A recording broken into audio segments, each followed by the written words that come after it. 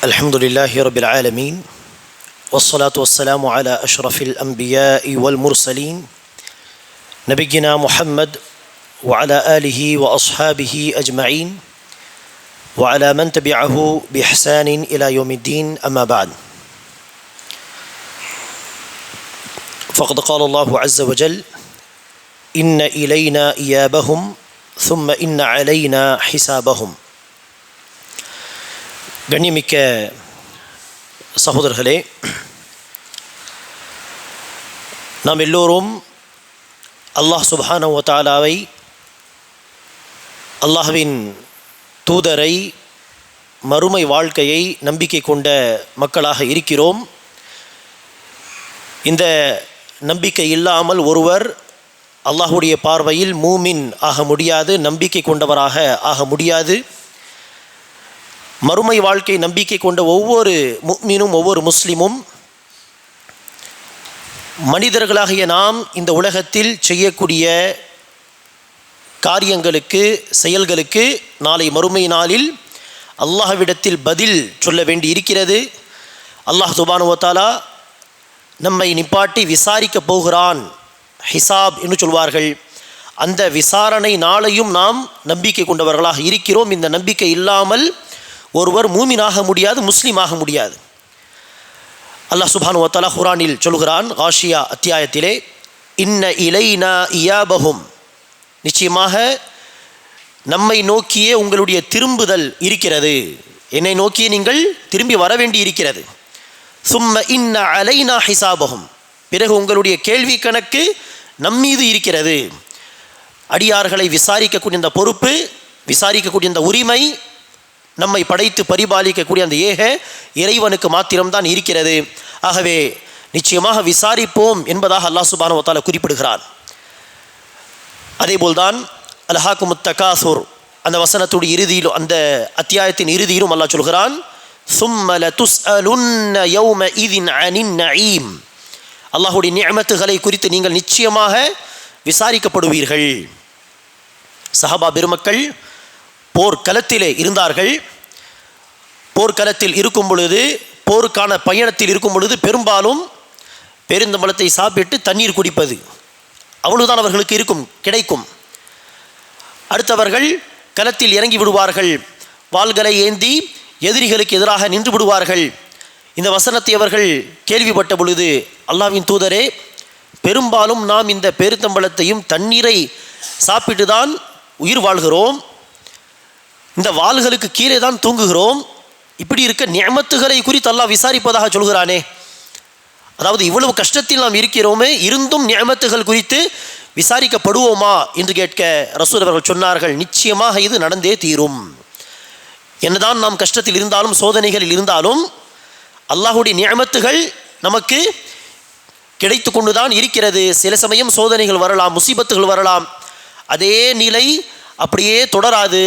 சாகும் வரை அப்படியே முசீபத்துகள் இருக்க மாட்டோம். நிச்சயமாக நியமத்துகள் நமக்கு கிடைத்து கொண்டே தான் இருக்கும். ஆகவே இந்த விசாரணை என்பது நிச்சயமாக நடக்கும் என்று நபி ஸல்லல்லாஹு அலைஹி வஸல்லம் அவர்கள் சொன்னார்கள். ஆகவே அன்பானவர்களே, விசாரணை நாள் ஒன்று இருக்கிறது, அல்லாஹ் நம்மை விசாரிக்கப் போகிறான் என்பதை நம்பிக்கை கொள்வது, மறுமை நாளை நம்பிக்கை கொள்வது மிக முக்கியமான ஒரு பகுதியாகும். அதை நம்பிக்கை கொள்ளாமல் ஒருவர் முஸ்லிம் ஆக முடியாது, அல்லாஹ்வுடைய பார்வையில் முஃமின் ஆக முடியாது. நாளை மறுமை நாளில் அந்த விசாரணை என்பது, ஹிசாப் என்பது இரண்டு வகைப்படும். ஹபர் பொறுத்தவரையிலே மறுமை வாழ்க்கையுடைய முதல் படித்தரம்தான் பர்ஸஹுடைய வாழ்க்கை, கபருடைய வாழ்க்கை. அங்கு விசாரணை கிடையாது, அங்கு சோதனை உண்டு. ஃபித்னத்துல் கபர் என்று சொல்வோம், ஹபருடைய சோதனை. அங்கு கேள்வி கேட்டு அதற்கு பதில் சொல்வது என்கிற அந்த டெஸ்டிங், சோதனை உண்டு. உன்னுடைய இறைவன் யார், உன்னுடைய மார்க்கம் என்ன, உன்னுடைய தூதர் யார் என்று கேள்விகள் கேட்கப்படும். அதற்கு ஒவ்வொரு முஸ்லீமும் அல்லாஹ்வுடைய நாட்டத்தால் பதில் சொல்வார்கள். காஃபிராக இருந்தாலோ, முனாஃபிகாக நயவஞ்சகராக இருந்தாலோ அவர்களால் பதில் சொல்ல இயலாது. அதற்கு அடுத்து அல்லாஹ் சுப்ஹானஹு வ தஆலா அவரவர்களுடைய அமல்களுக்கு ஏற்ப அடியார்களுக்கு அஸாபை கொடுப்பான், அல்லது அவரவர்களுடைய நற்செயல்களுக்கு ஏற்ப அல்லாஹ் அவர்களுக்கு ஹபரிலே நியமத்துகளையும் கொடுப்பான். அங்கு விசாரணை, ஹிசாப் என்பது கிடையாது. விசாரணை, ஹிசாப் என்பது நாளை மறுமை நாளில்தான், கியாமத் ஏற்பட்ட பிறகுதான். அந்த ஹிசாப் என்பது குர்ஆனையும் ஹதீஸையும் படித்து பார்த்தால் 2 வகைப்படும் என்பதாக நம்மால் சொல்ல முடியும். அதில் ஒரு ஹிசாபு அர்தின் என்று சொல்வார்கள், அதாவது அமல்கள் காட்டப்படுவது. ஹிசாபுடைய விசாரணையுடைய முதல் வகைதான் ஒவ்வொரு அடியாருக்கும் அவர் செய்த அமல்கள் காட்டப்படும். நன்மையாக இருந்தாலும் சரி, தீமையாக இருந்தாலும் சரி, செய்த அமல்கள் அந்த அடியாருக்கு காட்டப்படும். இதோ பார், நீ செய்த அமல்கள், நீ செய்த நன்மைகள் இவை, நீ செய்த தீமைகள் இவை என்று அவர்கள் செய்த அமல்கள் அவர்களுக்கு காட்டப்படும். இதுவே என்னதான்? ஒரு வகையான ஹிசாபு தான், ஒரு வகையான விசாரணை தான். இதை புரிந்து கொள்வதற்கு, லேசாக புரிந்து கொள்வதற்கு ஒரு உதாரணம். ஸ்கூலிலே படிக்கக்கூடிய மாணவர்கள், அவர்கள் நல்ல மார்க் எடுத்திருந்தாலும் சரி அல்லது குறைந்த மார்க் எடுத்திருந்தாலும் சரி, அவர்களை விசாரிக்க ஸ்கூலுடைய பிரின்சிபல் அழைத்தால் எதற்காக மார்க் குறைந்தது என்று கேட்பது விசாரணை என்று நமக்கு தெரியும். ஆனால் அதற்கு முன்பாகவே என்ன செய்வார்கள்? சில சமயம் கையில் பேப்பரை கொடுத்து, பார் என்ன மார்க்ஸ், நீயே பார் என்று கையில் கொடுப்பார்கள். இது என்ன லட்சணம், நீயே பார்,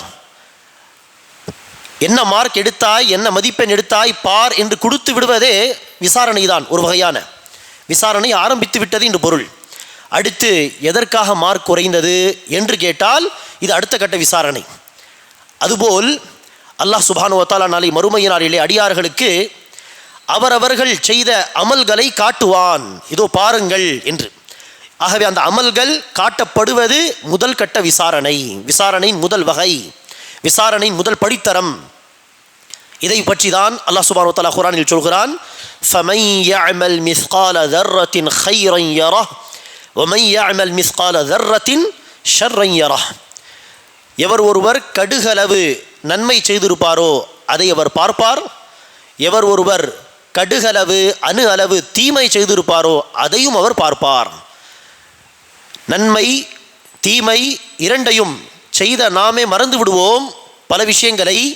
ஆனால் அல்லாஹ் சுப்ஹானஹு வ தஆலா லா யதில்லு ரப்புக வலா யன்சா, உமது இறைவன் வழி தவறியும் போக மாட்டான், உமது இறைவன் மறக்கவும் மாட்டான்.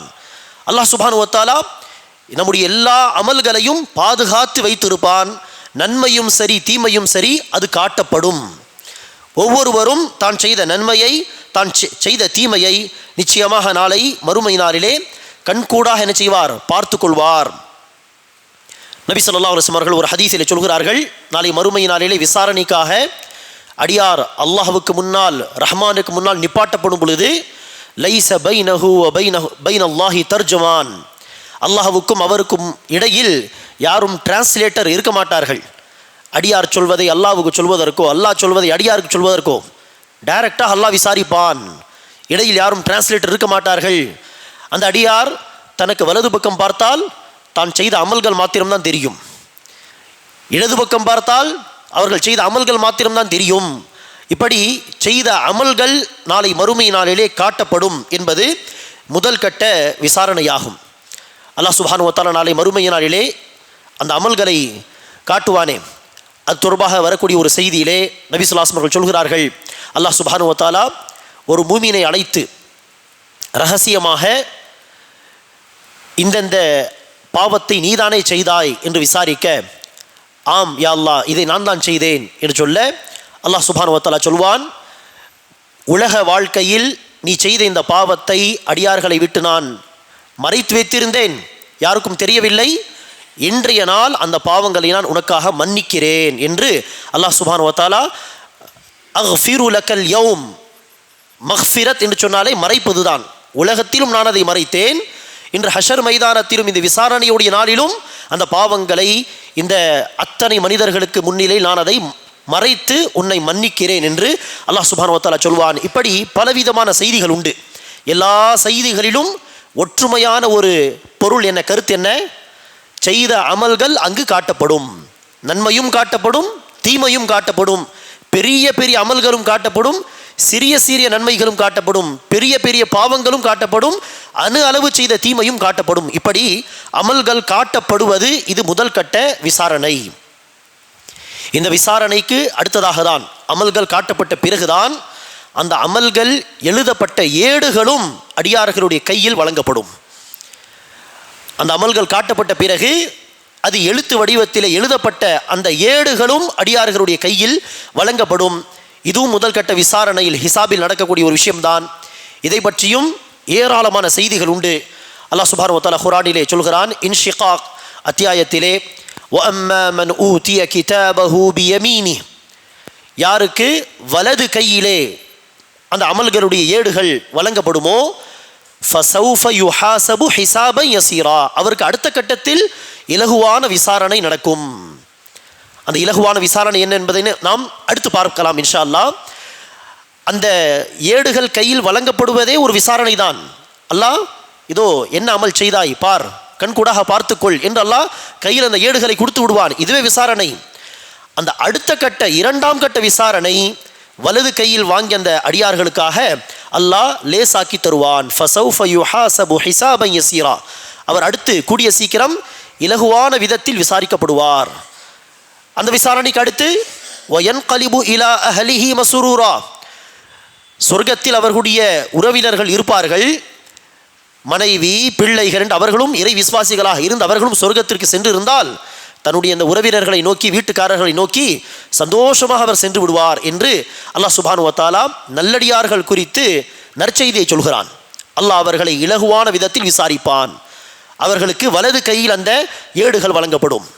இன்னொரு சூறாவில் அல்லாஹ் இதே விஷயத்தை சொல்லும் பொழுது, வஅம்மா மன் ஊதிய கிதாபஹு பியமீனிஹி ஃபயகூல் ஹாஉம் இக்ரஊ கிதாபியா, யாருக்கு வலது கையில் அந்த பதிவேடு வழங்கப்படுமோ, நன்மை எழுதப்பட்ட அந்த பதிவேடுகள், அவர் சொல்வார்கள் மற்ற மக்களை பார்த்து, ஹாஉம் இக்ரஊ கிதாபியா, இதோ என்னுடைய பதிவேட்டை படித்து பாருங்களே, இதில் எத்தனை நன்மைகள் நான் செய்திருக்கிறேன் பாருங்கள், எல்லாமே எழுதப்பட்டிருக்கிறது, படித்து பாருங்கள். ஹாஉம் இக்ரஊ கிதாபியா இன்னி ظننت அன்னி முலாகின் ஹிசாபியா, எனக்கு இந்த ஹிசாபுடைய நாளை, விசாரணை நாளை நான் சந்திக்கப் போகிறேன் என்பதிலே உறுதியான நம்பிக்கை இருந்தது. அதேபோல் நான் இன்று அந்த நாளை சந்தித்து விட்டேன், இதோ என்னுடைய அந்த பதிவேட்டு, இதோ படித்து பாருங்கள் என்று சந்தோஷமாக என்ன செய்வார், தன்னுடைய பதிவு புத்தகத்தை மக்களுக்கு காட்டுவார். ஹாஉம் இக்ரஊ கிதாபியா இன்னி ظننت அன்னி முலாகின் ஹிசாபியா ஃபஹுவ ஃபீ ஈஷத்திர் ராதியா.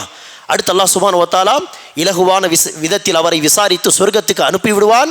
சொர்க்கத்தில் ஃபஹுவ ஃபீ ஈஷத்திர் ராதியா, அவருக்கு பிடித்த, அவருடைய உள்ளம் பொருந்தி கொள்ளும் விதமான வாழ்க்கையில் அவர் இருப்பார். அங்கு பலவிதமான நியமத்துகள் இருக்கும், அதை அனுபவிப்பார் என்று அல்லாஹ் சுப்ஹானஹு வ தஆலா அடுத்து சொல்கிறான். இது நல்லடியார்கள். சரி, அதுவே காஃபிர்களாக இருந்தால், முனாஃபிகீன்களாக இருந்தால், தீயவர்களாக குற்றவாளிகளாக இருந்தால் என்னாகும்? அல்லாஹ்வுக்கு மாறு செய்த மக்களாக இருந்தால் என்னாகும்?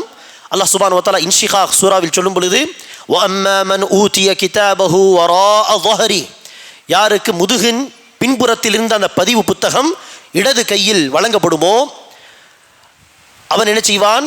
ஃபஸௌஃப யத்உ சுபூரா, அவன் அழிவை அல்லாஹ்விடத்தில் கேட்பான். யா அல்லாஹ், என்னை அழித்து விடு, என்னுடைய இந்த பதிவு புத்தகத்தை பார்க்கும் பொழுது எனக்கு அடுத்த கட்டத்தில் கடுமையான வேதனை இருப்பதாக நான் உணர்கிறேன். ஆகவே எனக்கு யா அல்லாஹ் அழிவை கொடுத்து விடு, எனக்கு மௌத்தை கொடுத்து, மரணத்தை கொடுத்து என்னுடைய கதையை முடித்து விடு யா அல்லாஹ் என்று அவர் என்ன செய்வார்? அல்லாஹ்விடத்தில் மௌத்தை கேட்பார். ஃபஸௌஃப யத்உ சுபூரா வயஸ்லா சஈரா, ஆனால் அல்லாஹ் சுப்ஹானஹு வ தஆலா அவனுக்கு மௌத்தை கொடுத்து அவனுடைய கதையை முடிக்க மாட்டான். மாறாக இனிமேல் தான் கதை ஆரம்பம், அவன் நரகத்தில் புகுவான் என்று அல்லாஹ் சுப்ஹானஹு வ தஆலா சொல்கிறான். இதே விஷயத்தை அல்லாஹ் இன்னொரு சூறாவில் சொல்லும் பொழுது, ஹக்காவில், வஅம்மா மன் ஊதிய கிதாபஹு பிஷிமாலிஹி, யாருக்கு அந்த பதிவு புத்தகம், தீமைகள் அதிகமாக அவன் செய்த அந்த புத்தகம் இடது கையில் வழங்கப்படுமோ, வஅம்மா மன் ஊதிய கிதாபஹு பிஷிமாலி ஃபயகூலு யா லைதனி லம் ஊத கிதாபியா, எனக்கு இந்த பதிவு புத்தகம் கிடைக்காமல் இருந்திருக்கலாமே, இது கிடைத்து என்ன பிரயோஜனம், அடுத்து என்னால் வெற்றி பெற முடியாது, சொர்க்கத்துக்கு போக முடியாது, அப்படி இருக்க இந்த பதிவு புத்தகம் எனக்கு கிடைக்காமல் இருந்திருக்கலாமே. லம் ஊத கிதாபியா வலம் அதிரி மா ஹிசாபியா, என்னுடைய ஹிசாப் என்ன, என்னுடைய கேள்வி கணக்கு என்ன, அது எனக்கு தெரியாமலே போயிருந்தால் நன்றாக இருந்திருக்குமே, இந்த ஒரு நாளை நான் சந்திக்காமலே போயிருந்தால் சிறப்பாக இருந்திருக்குமே என்று அவர் அந்த நேரத்தில் புலம்புவார். உலக வாழ்க்கையில் கிடைத்த வாய்ப்பை நழுவி விட்டு பயன்படுத்தாமல் விட்டு அல்லாவை நம்பிக்கை கொள்வது, அல்லாவை வணங்குவது, நல்லுபதேசத்தை பெறுவது, சிந்தித்து பார்ப்பது என்ற எல்லா வாய்ப்புகளை விட்டுவிட்டு அங்கு போய் என்ன செய்வார்? என்னுடைய பதிவு புத்தகம் எனக்கு கிடைக்காமல் இருந்திருக்கலாமே, இந்த ஹிசாப் கிதாபுடைய நாளை நான் சந்திக்காமல் இருந்திருக்கலாமே. வலம் அத்ரி மா ஹிசாபியா யா லைதஹா கானத்தில் காதியா, உலகத்தில் நான் மரணித்தேனே, அந்த மௌத்தே என்னுடைய கதையை முடிக்கக்கூடிய ஒன்றாக இருந்திருக்கலாமே.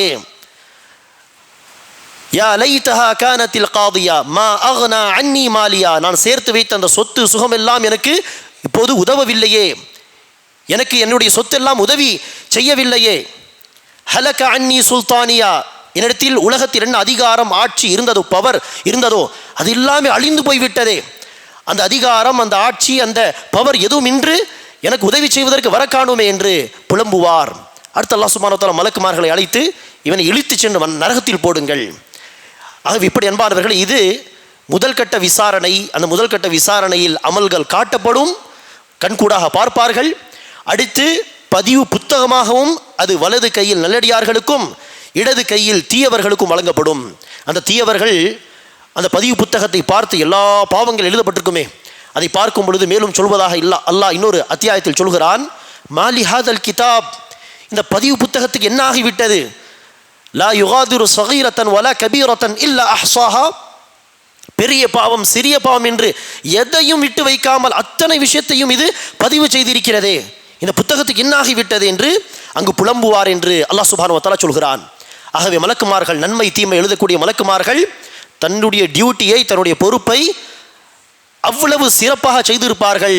நன்மையும் விட்டு வைக்க மாட்டார்கள், அத்தனை விஷயத்தை தெளிவாக எழுதி வைத்திருப்பார்கள். அல்லாஹ்வுடைய கட்டளைப்படி தீமைகளையும் அல்லாஹ்வுடைய கட்டளைப்படி அப்படியே எழுதி வைத்திருப்பார்கள். அவர்கள் தௌபா செய்து பாவ மன்னிப்பு தேடி அல்லாஹ் அதை அழிக்கும்படி சொன்னால் அதை அழித்து விடுவார்கள். இல்லை என்று சொன்னால் சின்ன சின்ன பாவமும் அங்கு எழுதப்பட்ட நிலையில் இருக்கும். இது முதல் கட்ட விசாரணை. இதற்கு அடுத்த கட்ட விசாரணை தான் என்னது? அல்லாஹ் சுப்ஹானஹு வ தஆலா யாரை இலகுவான விதத்தில் விசாரிக்க விரும்புவானோ அந்த அடியார்களை அல்லாஹ் சுப்ஹானஹு வ தஆலா அழைத்து கேள்வி கேட்க மாட்டான். மாறாக, நீங்கள் செய்த அமல்களை நீங்கள் பார்த்தீர்கள், அதில் தீமைகள் இருந்து அல்லாஹ் அதை மன்னிக்க விரும்பினால் உங்களுடைய பாவத்தை நான் மன்னிக்கிறேன், சொர்க்கத்திற்கு சென்று விடுங்கள் என்று அல்லாஹ் சுப்ஹானஹு வ தஆலா அந்த நல்லடியார்களை சொர்க்கத்தின் பால் அனுப்பிவிடுவான். இதுதான் இலகுவான விசாரணை. கையில் பதிவு புத்தகம் கிடைப்பது முதல் கட்ட விசாரணை. இரண்டாம் கட்ட விசாரணை இலகுவான விதத்தில் அமைவது என்று சொன்னால் அல்லாஹ் கேள்வி கேட்க மாட்டான், மாறாக சென்று விடுங்கள், நான் உங்களை மன்னித்து விட்டேன்.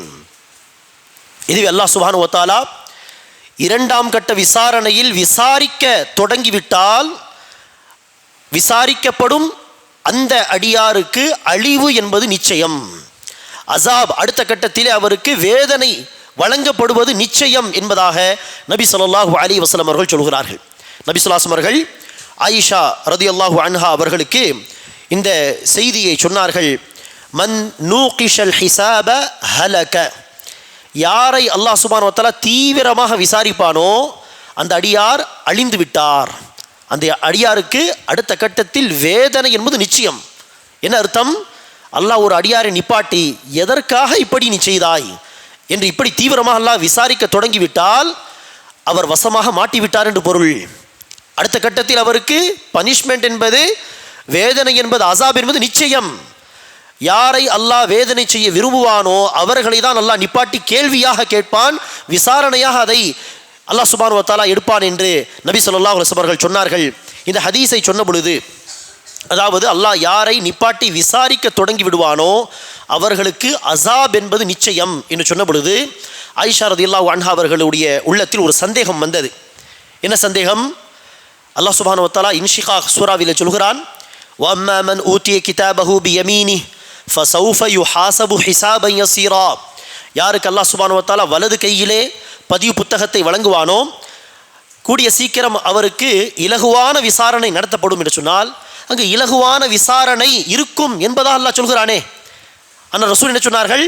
விசாரிக்கப்பட்டாலே அடுத்த கட்டத்தில் வேதனை தான், விசாரிக்கப்பட்டாலே அடுத்த கட்டத்தில் வேதனை தான் என்று சொன்னால் அல்லாஹ் இந்த வசனத்தில் இலகுவாக விசாரிக்கப்படுவார்கள் என்பதாக அல்லாஹ் சொல்கிறானே.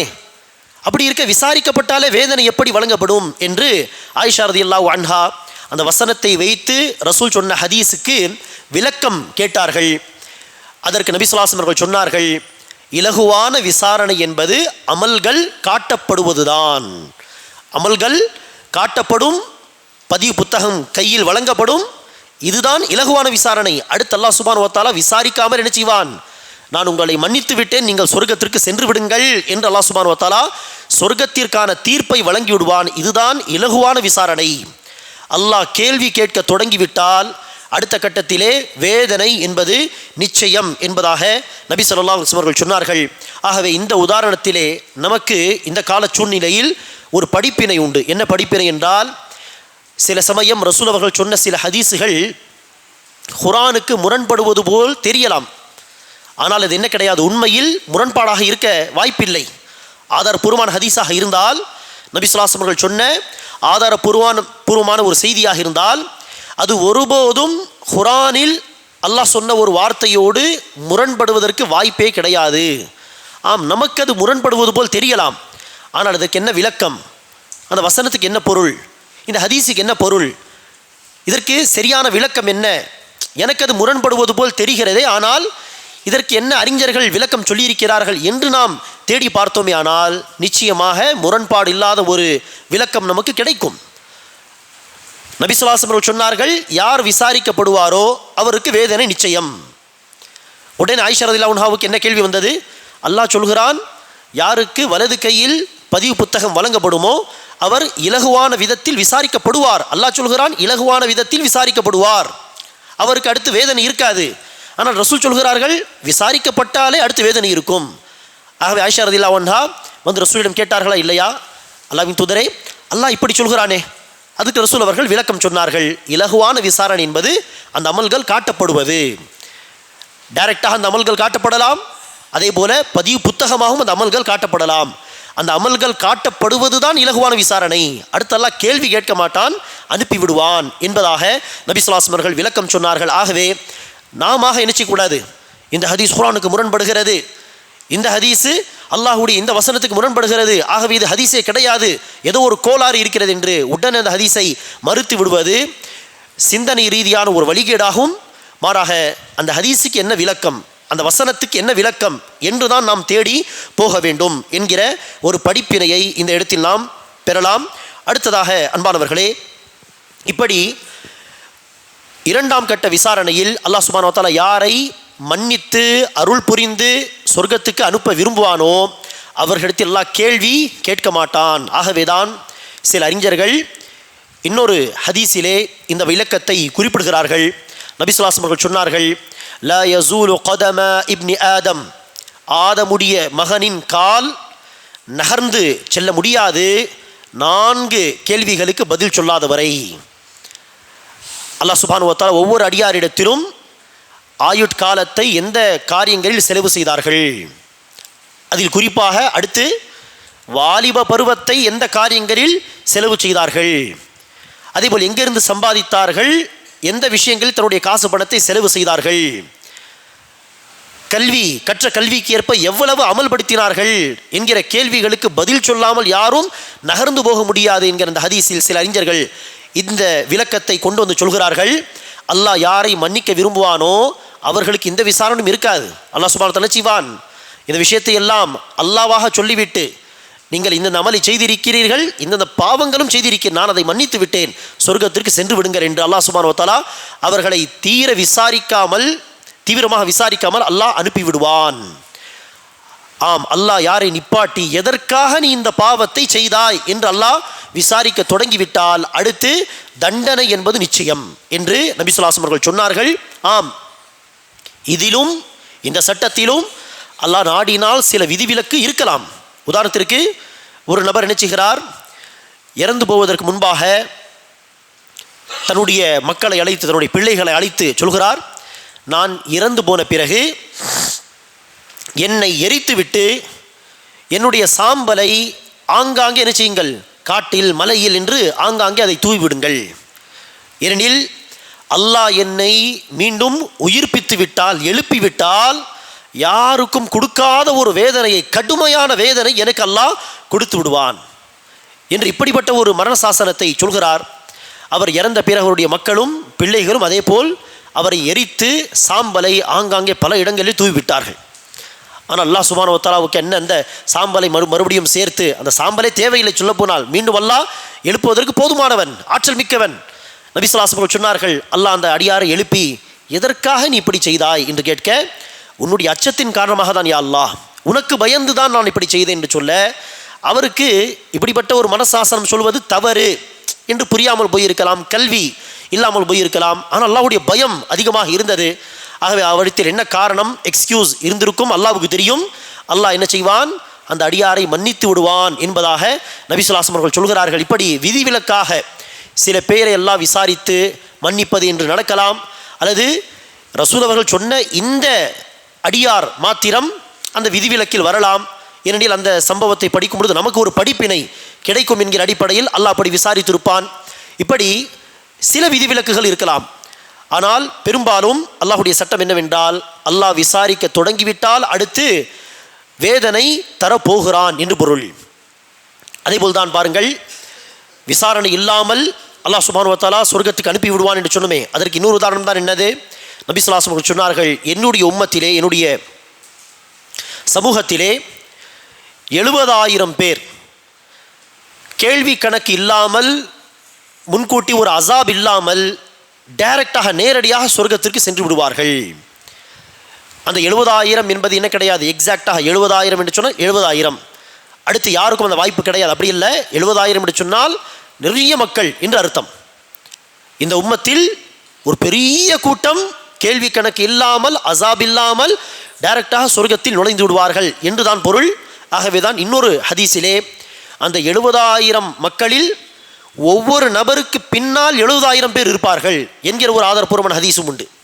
இன்னொரு ஹதீஸில் இதே செய்தியை சொல்லும் பொழுது முஸ்னத் அஹமதுடைய அறிவிப்பிலே அல்லாஹ் சுப்ஹானஹு வ தஆலா தன் கையால் 2 அல்லது 3 தடவை, அநேகமாக 3 தடவை தன் கையால் இந்த உம்மத்திலிருந்து 3 தடவை மக்களை அள்ளி அள்ளி அல்லாஹ் சுப்ஹானஹு வ தஆலா டைரக்டாக சொர்க்கத்தில் போட்டு விடுவான். இப்படியும் ஒரு செய்தி உண்டு.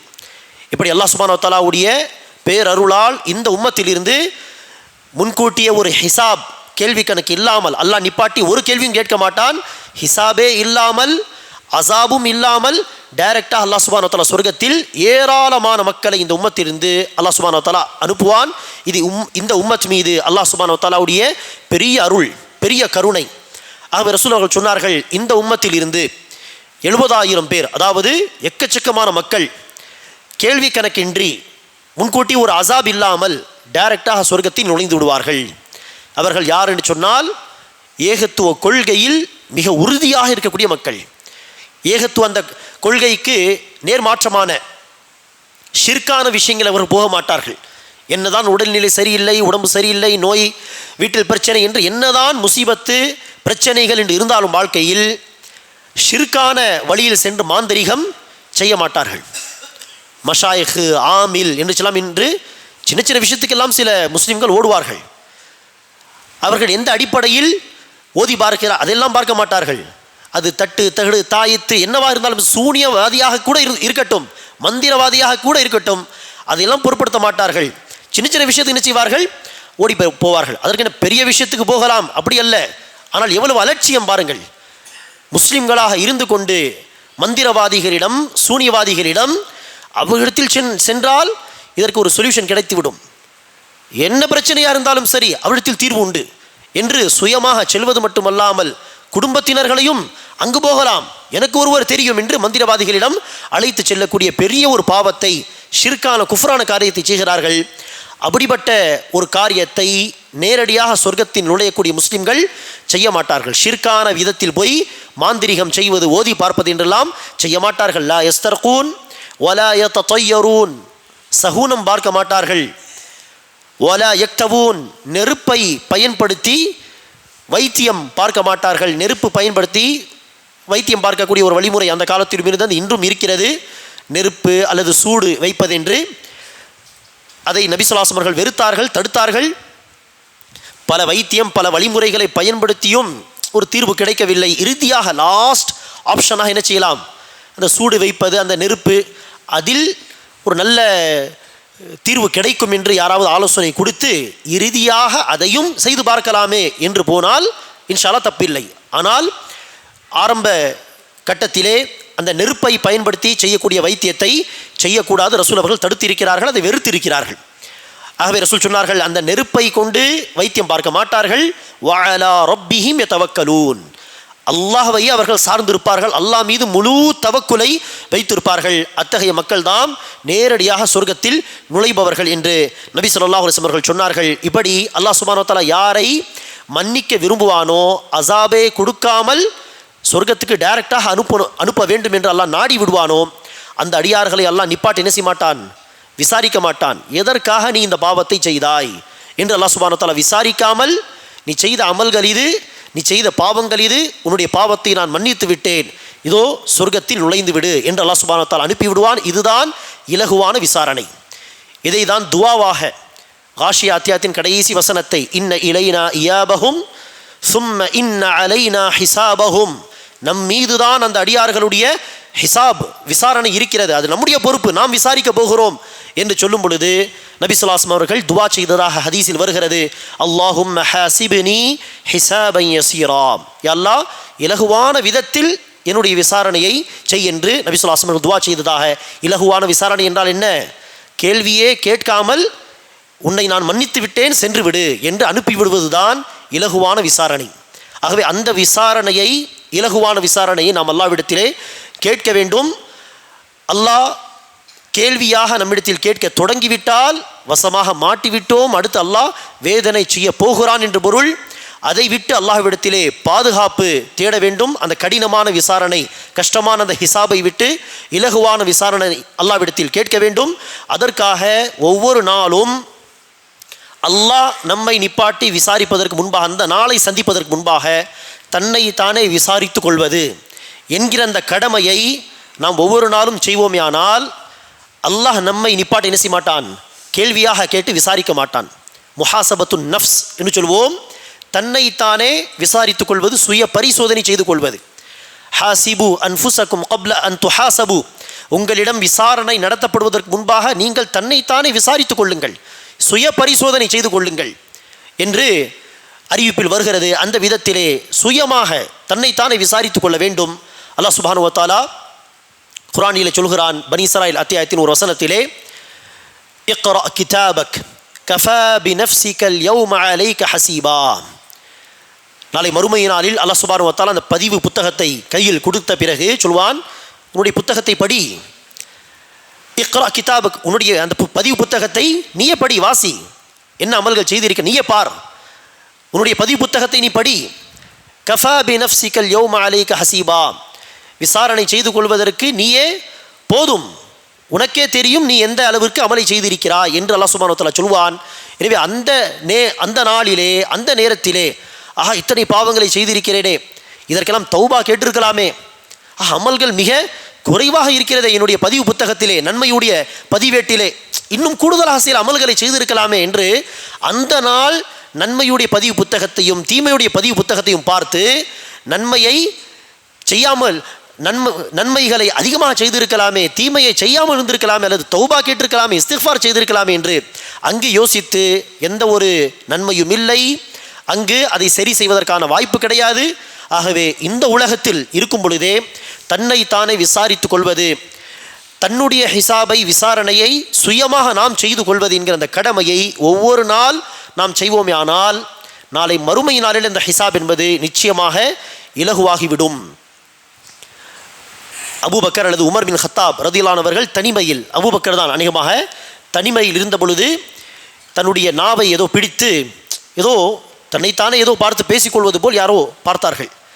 என்ன என்று அடுத்து விசாரித்த பொழுது, அல்லது அந்த நேரத்தில் நெருங்கி சென்று என்ன பேசுகிறார் என்று பார்க்கும் பொழுது அவர் சொல்லி கொண்டிருந்தார்கள், நாவே நீ சரியாக இருந்தால் என்னுடைய எல்லா காரியங்கள் சீராக அமையும், நீ கோணலாக சென்று விட்டால், நீ அல்லாஹ்வுக்கு மாறு செய்ய தொடங்கிவிட்டால் என்னுடைய எல்லா காரியங்கள் கோணலாகவே சென்றுவிடும். ஆகவே நீ கண்ட்ரோலாக இரு, தவறான வார்த்தை பேசாதே என்று என்ன செய்கிறார், தன்னைத்தானே விசாரித்து கொள்கிறார்.